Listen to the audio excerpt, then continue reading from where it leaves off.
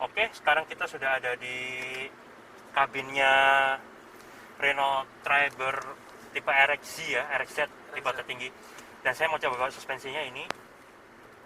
Jalannya kebetulan konturnya nggak seberapa bagus, jadi bisa mencoba.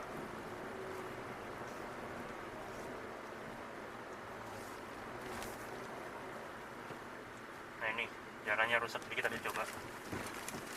Kalau suspensi ya pasti nyaman, enak pak. Oke, jadi sekilas saya coba, dia suspensinya ya biasa saja ya, tapi untuk dibandingin sama pesaing-pesaingnya ini cukup baik karena ground clearance-nya dia yang cukup tinggi.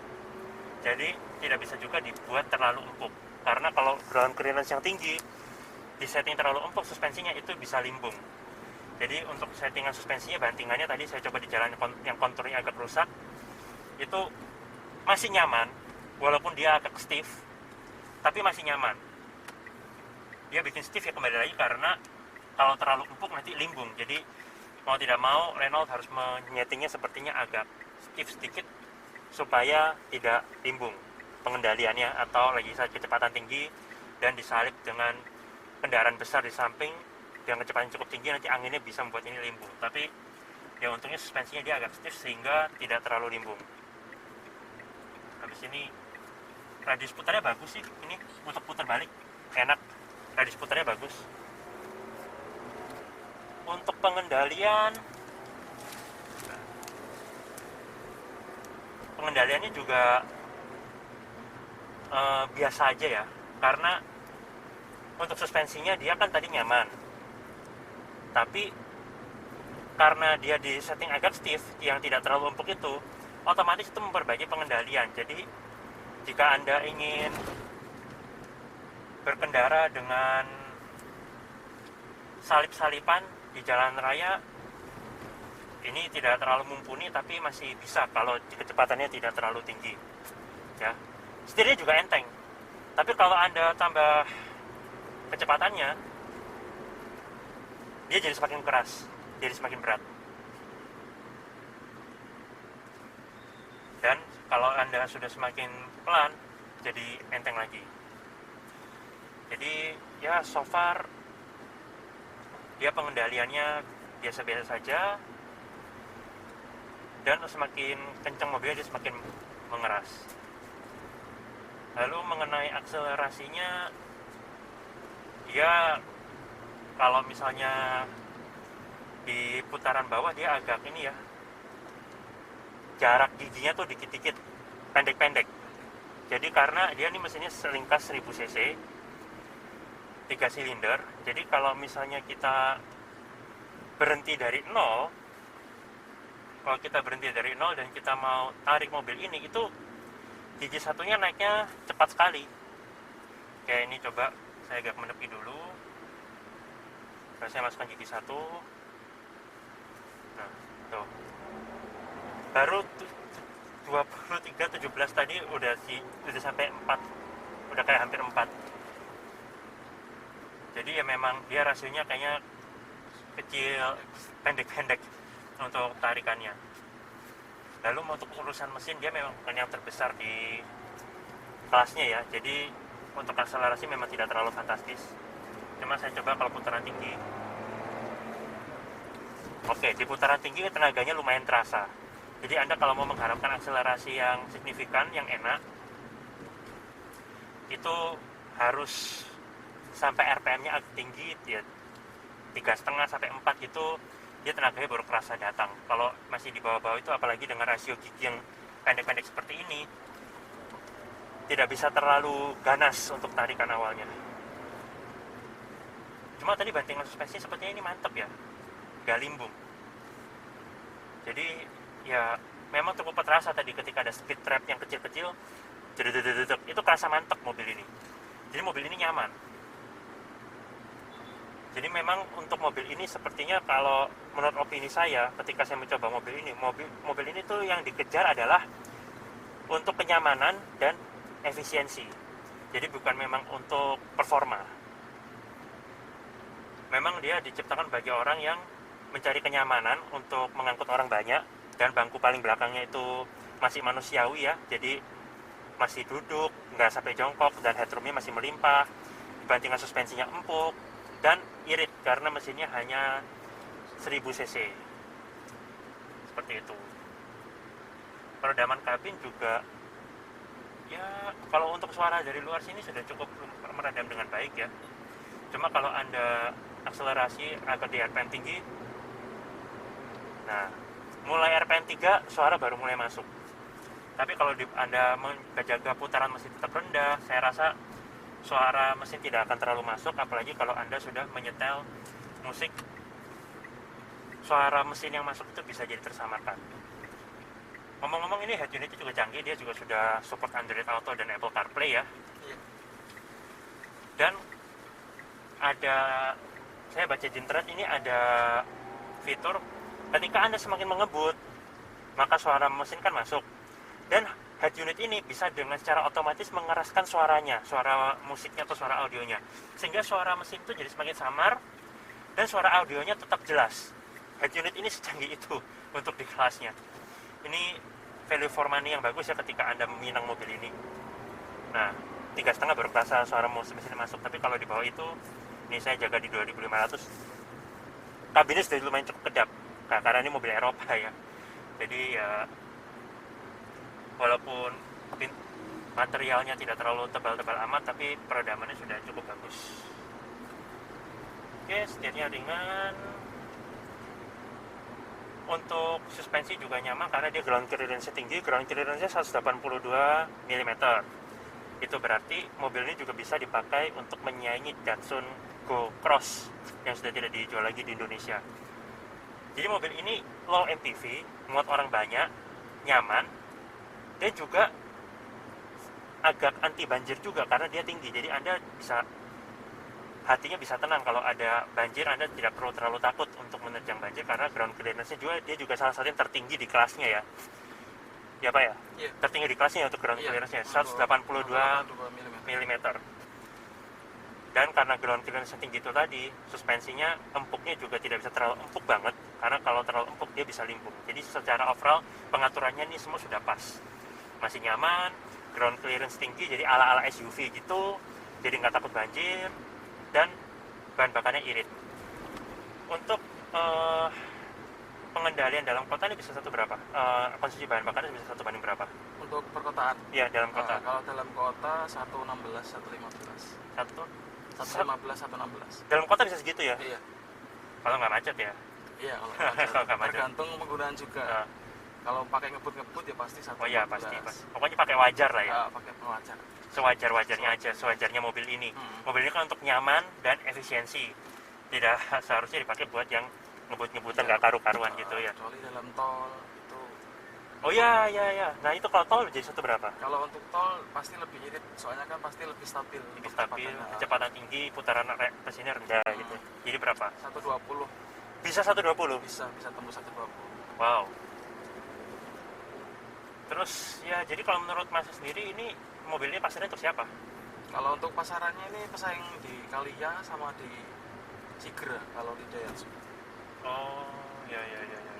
Oke. Terus dibandingkan pesaingnya itu, unggulnya ini apa ya? Kalau keunggulannya pasti airbagnya tinggi, ada 4. Airbagnya ini 4? 4. Di mana sini? Jadi 1? di depan, di depan passenger sama di depan driver sama di kursi pengemudi sama di passenger.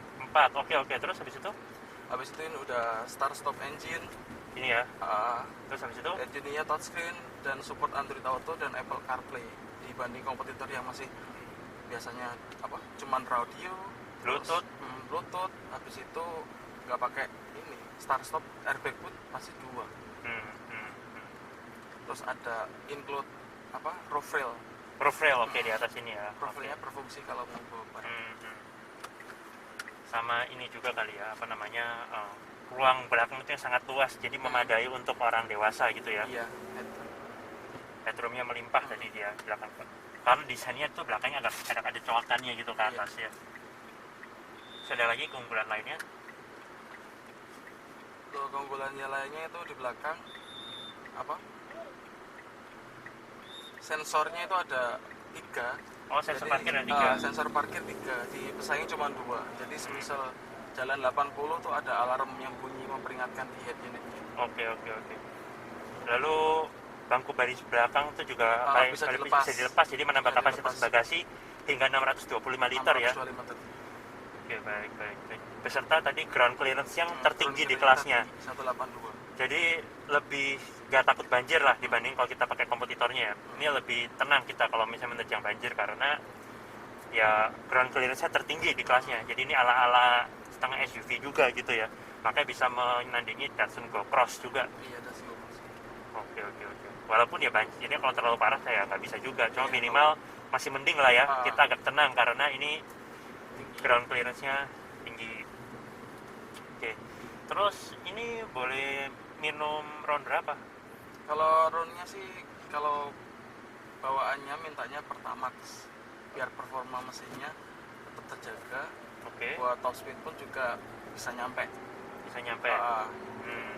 kalau buat harian sih, kalau buat perkotaan pakai Pertalite pun bisa. Yang penting jangan pakai premium. Oh, itu nggak boleh atau boleh tapi Boleh, cuman kalau buat perkotaan, kalau buat jarak jauh disarankan mendingan pakai Pertamax. Soalnya biar stabil. Oke. Kalau Pertalite gimana? Kalau Pertalite pasti kalau buat jarak jauh nanti pasti mesinnya pasti akan terasa lebih kedengaran di dalam. Oh ya. Ada putaran atas maupun putaran bawah. Ini suara klaksonnya ya, semoga Anda semua dengar. Ya, bagus atau jelek itu relatif ya, silakan Anda nilai sendiri. Kalau menurut saya sih itu biasa aja ya, karena fungsinya klakson ini kan hanya untuk dia memberitahu di depan untuk minggir atau gimana. Jadi untuk suara di mobil low MPV kelas ini tidak terlalu perlu yang garang-garang atau yang berwibawa. Yang penting fungsinya ada aja seperti itu. Lalu untuk after sales-nya apa nih? Jadi kalau customer beli, dia dapat apa? Dapat jasa servis gratis berapa tahun, berapa puluh ribu kilometer pertama gitu mungkin? Kalau untuk garansi resminya dia dapat 3 tahun.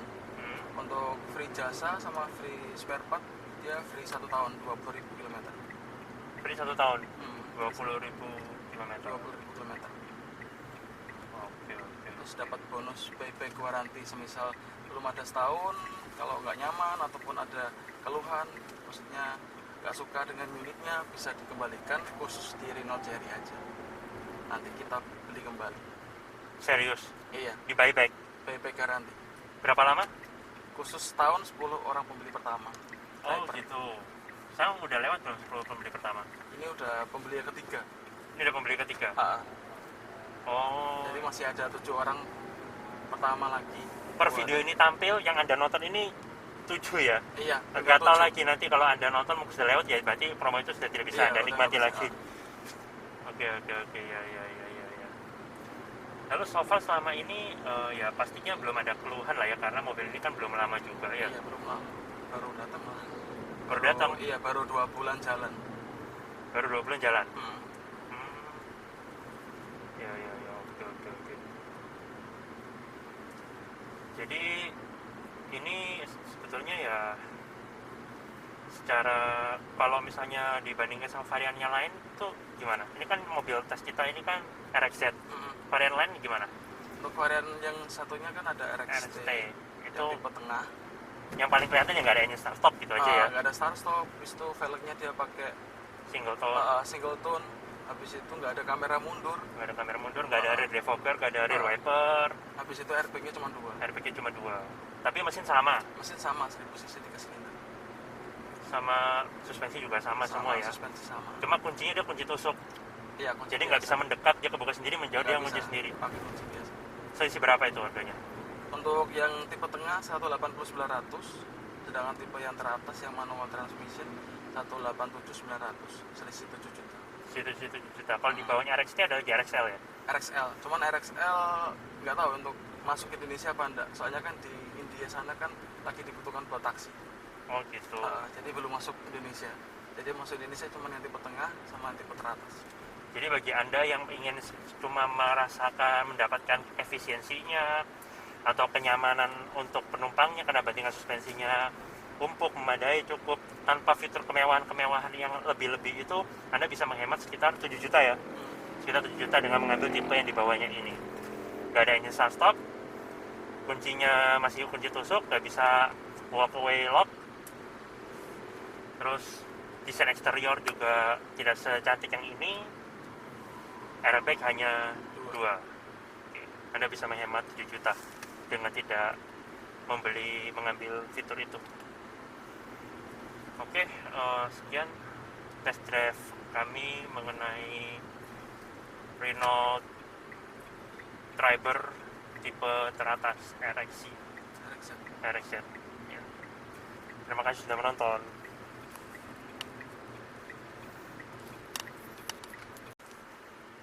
Oke, tambahan ya, ini kebetulan ada polisi tidur.